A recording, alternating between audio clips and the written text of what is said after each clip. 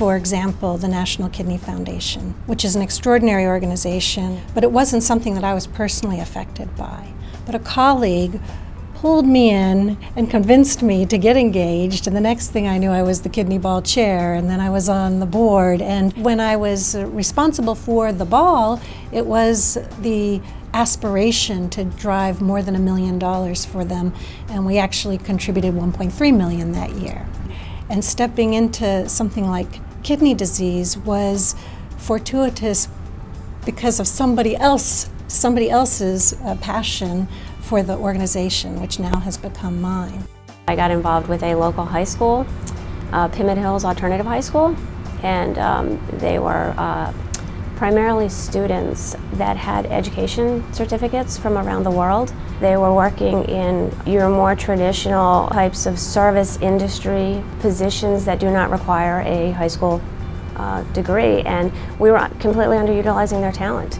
Many of these students did head into information technology and are doing quite well.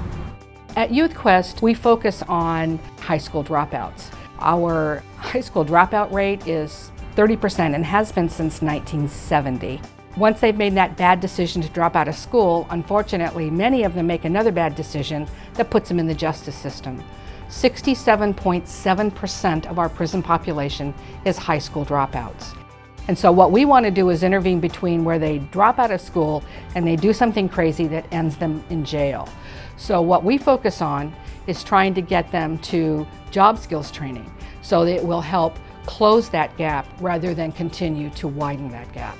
I started the Puerto Rican Figure Skating Federation, took it to Puerto Rico, and now Puerto Rico can send athletes to the Olympic Games. To attract kids through sports was really wonderful.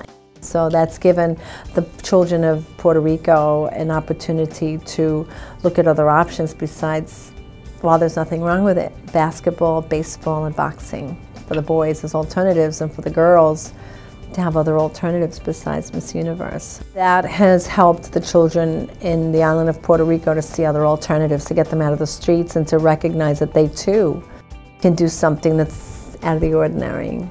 The Women's Health Symposium that we gave in March, that was a free health fair. We had one of the most amazing physical fitness trainers I've seen, and he did his exercise routine in a chair. Seeing our 85-year-old participant kickboxing in her chair.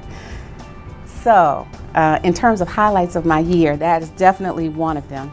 One of the things that's been really interesting to me more recently is a group called Defy Ventures. What this group does is they go in and they are basically an MBA program for criminals. At the end of the day, they have an opportunity to become entrepreneurs, and a lot of people who are getting involved sort of on the outside, they're helping them start their business and create sustainable jobs for the other people who are in the next classes.